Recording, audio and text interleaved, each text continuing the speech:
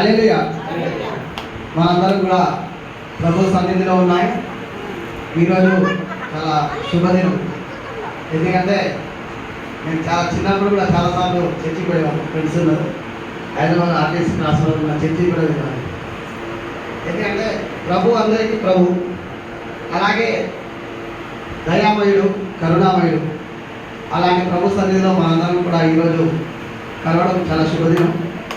మరి అచ్చిన విషయాన్ని పురస్కరించుకొని మన యొక్క సభాధ్యక్షులు, మన యొక్క 6వ డివిజన్ అధ్యక్షుడు గడ్డం చిన్న గారు మరియు మిత్రుడు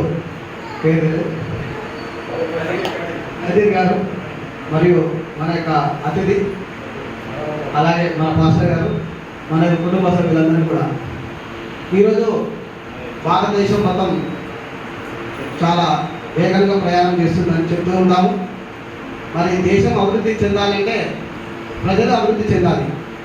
ప్రజలు అభివృద్ధి చెందాలంటే ప్రాంతాలు అభివృద్ధి చెందాలి. మరి అలాంటి ప్రయత్నంలో మన యొక్క జీవన విధానం రోజు కొనసాగాలంటే మంచి నాయకుడు కావాలి.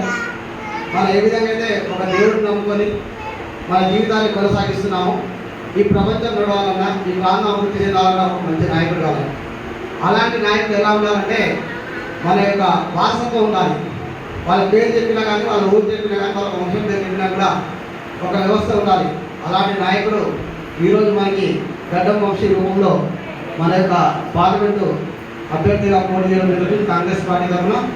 మరి కాక తనయుడిగా తనకు ఉన్నటువంటి చరిస్మా కావచ్చు, వారసత్వం కావచ్చు, అనేక విధాల నుండి ఈ యొక్క ప్రాంతంలో అభివృద్ధి చేసినటువంటి ఘనత ఆ యొక్క కాక కుటుంబాన్ని.